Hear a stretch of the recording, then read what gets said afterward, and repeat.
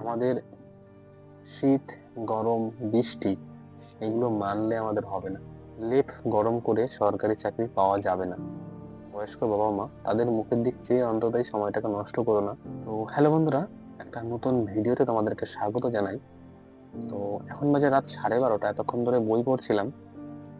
সকালে আবার ঘুম থেকে উঠতে হবে বলে তাই পড়াটা কমপ্লিট করে আমি জাস্ট শুতে যাব। তো তখনই মনে হলো যে তোমাদের কাছে কিছু কথা, আমার মনের কথা একটু শেয়ার করি।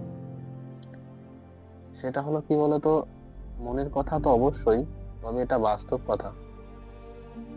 বিষয়টা এমন যে এমনও কিছু ভাই ব্রাদাররা আছে যারা কিনা এই শীতের রাতে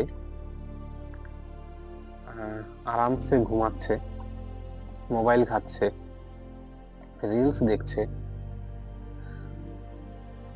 আবার শুয়ে শুয়ে স্বপ্ন দেখছে যে আমি ভালো একটা চাকরি করব, সরকারি চাকরি করব। তো দেখো, তোমাদেরকে বলছি ভাই, এইভাবে যদি সময় নষ্ট করো তাহলে পরিষ্কার কথা চাকরি হবে না। বর্তমান যে কম্পিটিশন, সেই অবস্থায় যদি এইরকম ভাবে দিন কাটাও তাহলে চাকরি হবে না।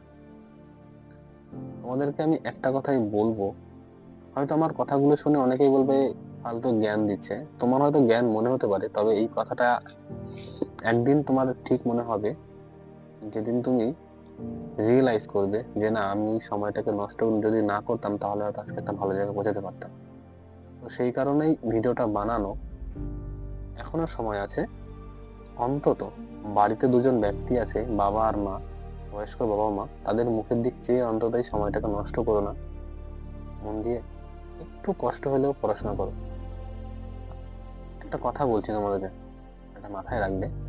দেখবে আজ থেকে তোমার যদি আজকে, তোমার যখন অল্প বয়স ছিল, যখন তুমি ছোট ছিলে, তোমার কত বন্ধু বান্ধব ছিল, তাই না? আজকে তুমি বড় হয়েছে, দেখো সময়ের সাথে সাথে তাল মিলিয়ে যদি দেখো, তোমার বন্ধু কিন্তু আগের থেকে অনেক কমে গেছে।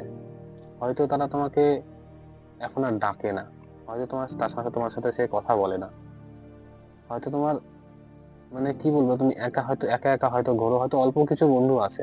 দেখবে একটা সময় আসবে, তারা সবাই নিজের একটা জায়গায় প্রতিষ্ঠিত হয়ে যাবে, তুমি খালি কিন্তু পড়ে থাকবে।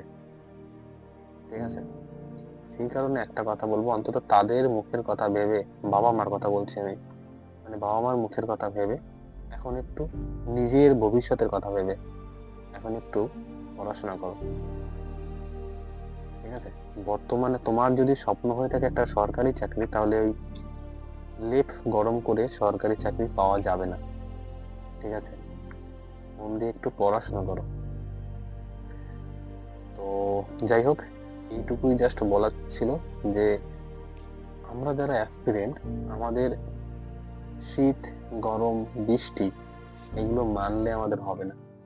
আমাদেরকে আমাদের লক্ষ্যে পৌঁছাতে গেলে আমাদেরকে এই বাধাগুলোকে আমাদেরকে পার করেই তবে কিন্তু আমাদেরকে আমাদের জায়গায় কিন্তু লক্ষ্যে কিন্তু পৌঁছাতে হবে।